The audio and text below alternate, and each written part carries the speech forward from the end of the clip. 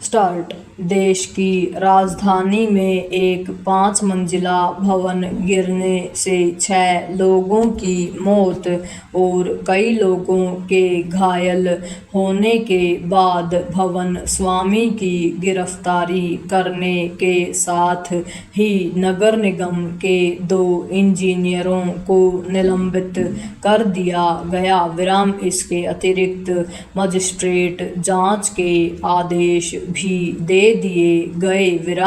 इस घटना के बाद नगर निगम यह जानने की कोशिश कर रहा है कि आखिर शिकायतों के बाद भी उक्त इमारत में अतिरिक्त मंजिल का अवैध निर्माण कैसे हो रहा था। वह अन्य ऐसी ही इमारतों की छानबीन में भी जुट गया है, लेकिन इसके आसार कम ही हैं कि आगे ऐसी घटनाएं नहीं होंगी और अवैध निर्माण का सिलसिला बंद होगा, क्योंकि यदि ऐसा होना होता तो बहुत पहले हो गया होता। आखिर दिल्ली में ऐसी कोई इमारत पहली बार नहीं गिरी जो अवैध रूप से बनी थी या निर्मित की जा रही थी। ऐसी न जाने कितनी घटनाएं हो चुकी हैं और फिर भी नतीजा ढाक के 3 पात वाला है। ऐसा इसलिए है क्योंकि नगर निकाय के अधिकारी कर्मचारी कुछ ले देकर अवैध निर्माण होने देते हैं। वे पैसों के लालच में भवन निर्माण संबंधी नियम कानूनों की अनदेखी करते हैं। इस मामले में जो स्थिति दिल्ली की है वही शेष देश की भी है। हमारे हर छोटे बड़े शहर में अवैध एवं बेतरतीब निर्माण हो रहा है। यह स्थानीय निकायों के संरक्षण और उनकी जानकारी में होता है।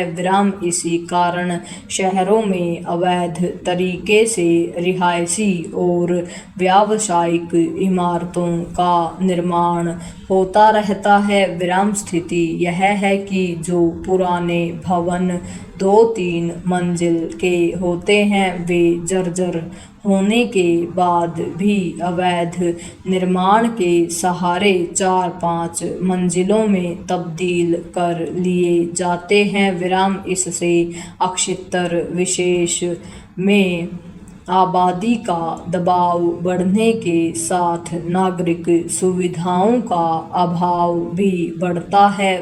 अपने देश में ऐसा कोई नियम ही नहीं कि किसी इलाके में कितनी आबादी रहनी चाहिए। इससे भी बड़ी त्रासदी यह है कि हर कहीं रिहायशी इलाके व्यावसायिक इलाकों में तब्दील हो रहे हैं। देश भर में घरों में दुकानें बनाने की होड़ सी कायम है। ऐसा पुराने मोहल्लों के साथ नए मोहल्लों में भी हो रहा है। इसी कारण हमारे शहर बेतरतीब विकास का पर्याय बन गए हैं और वे नागरिक सुविधाओं के अभाव के साथ प्रदूषण एवं गंदगी से घिरते जा रहे हैं। अनियोजित शहर नगरीय जीवन को केवल कष्टकारी ही नहीं बनाते बल्कि वे विकास में बाधक भी बनते हैं।